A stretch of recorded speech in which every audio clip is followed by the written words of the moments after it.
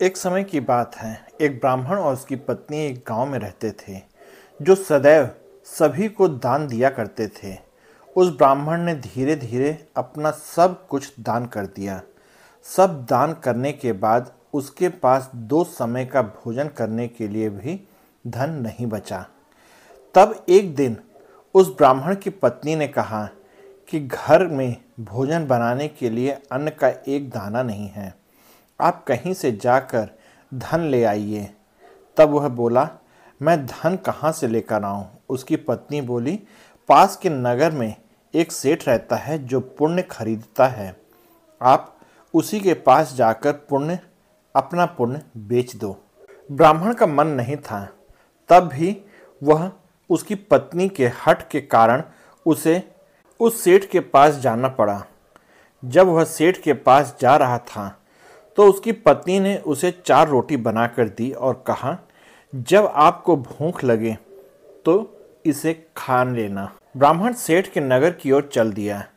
चलते चलते उसे भूख लगी तो वह एक सरोवर के किनारे बैठकर रोटी खाने लगा। जैसे ही वह भोजन करना प्रारंभ करता है, उसके पास एक भिखारी आता है जो बहुत समय से भूखा होता है। वह उस ब्राह्मण से कहता है, मुझे थोड़ा सा भोजन दे दो। तब ब्राह्मण 4 रोटी में से 2 रोटी उठाकर उस भिखारी को दे देता है। वह भिखारी इतना भूखा था, 2 रोटी जल्दी जल्दी खा लेता है और फिर से ब्राह्मण से भोजन मांगने लगता है। तो ब्राह्मण बची हुई 2 रोटी भी उस भिखारी को दे देता है। वह भिखारी भोजन करके वहाँ से चला जाता है और वह ब्राह्मण केवल सरोवर से पानी पीकर ही अपनी भूख को शांत कर लेता है। फिर वह वहाँ से चलकर सेठ के नगर पहुँचता है। सेठ के पास जाकर कहता है, मैं यहाँ अपने पुण्य बेचने आया हूँ। तब सेठ कहता है, आप दोपहर में आना। सेठ अपनी पत्नी के पास जाकर कहता है, आज एक ब्राह्मण अपना पुण्य बेचने आया है। उसके सभी पुण्यों में से कौन सा पुण्य सबसे बढ़कर है जिसे मुझे खरीदना चाहिए। उसकी पत्नी बहुत ही ज्ञानी और पतिव्रता थी। उसने कहा, आज जो सरोवर के किनारे बैठकर उसने भूखे भिखारी को 4 रोटी खिलाई है, वह पुण्य उससे आपको खरीदना चाहिए, क्योंकि किसी भूखे को खाना खिलाने से ज़्यादा पुण्य का काम कोई नहीं है। जबकि वह ब्राह्मण स्वयं बहुत भूखा था, लेकिन फिर भी उसने अपना भोजन बिना किसी स्वार्थ के उस भिखारी को दे दिया, इसलिए उसका यह पुण्य सबसे बढ़कर है। जब दोपहर के समय ब्राह्मण आया और सेठ से बोला, सेठ जी, आप मेरा कौन सा पुण्य खरीदेंगे? तो सेठ ने कहा, मैं आपसे वह पुण्य खरीदना चाहता हूँ जो आपने उस भूखे भिखारी को सरोवर के किनारे 4 रोटी खिलाकर कमाया है। तो ब्राह्मण चकित हो गया और बोला, सेठ जी, यह सब आपको कैसे पता चला? तो सेठ ने कहा, यह सब मुझे मेरी पत्नी ने बताया। तो ब्राह्मण ने कहा, ठीक है, आप मेरे इसी पुण्य को ले लीजिए, लेकिन आप मुझे इसका कितना मूल्य देंगे? तो सेठ ने कहा, मैं तुम्हें उन 4 रोटियों के वजन के बराबर सोना चांदी दूंगा। ब्राह्मण ने कहा, ठीक है।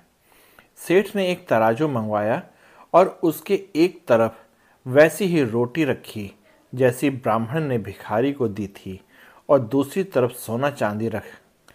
सेठ ने देखा, इतना सारा सोना चांदी डालने के बाद भी रोटी का पलड़ा उठ ही नहीं रहा। यह देखकर ब्राह्मण ने सोचा कि मेरा यह पुण्य कितना प्रभावशाली है कि सेठ ने इतना सारा सोना चांदी चढ़ा दिया, फिर भी रोटी का पलड़ा अपनी जगह से हिल भी नहीं रहा। तो ब्राह्मण ने सेठ से अपना पुण्य बेचने से मना कर दिया और वहां से अपने घर की ओर चल दिया। जब ब्राह्मण जा रहा था तो उसने सोचा कि अगर मैं खाली हाथ घर जाऊंगा तो मेरी पत्नी गुस्सा हो जाएगी, इसलिए उस ब्राह्मण से उसी सरोवर के पास जाकर रुककर उसके किनारे पर से कुछ चमकदार से पत्थर एक थैले में डाल लिए और घर जाकर उस थैले को एक खूंटी से लटका दिया और बाहर चला गया। जब उसकी पत्नी ने देखा कि उसके स्वामी घर आ गए हैं और थैले में कुछ लेकर आए हैं। तो उसने उस थैले को खोल कर देखा।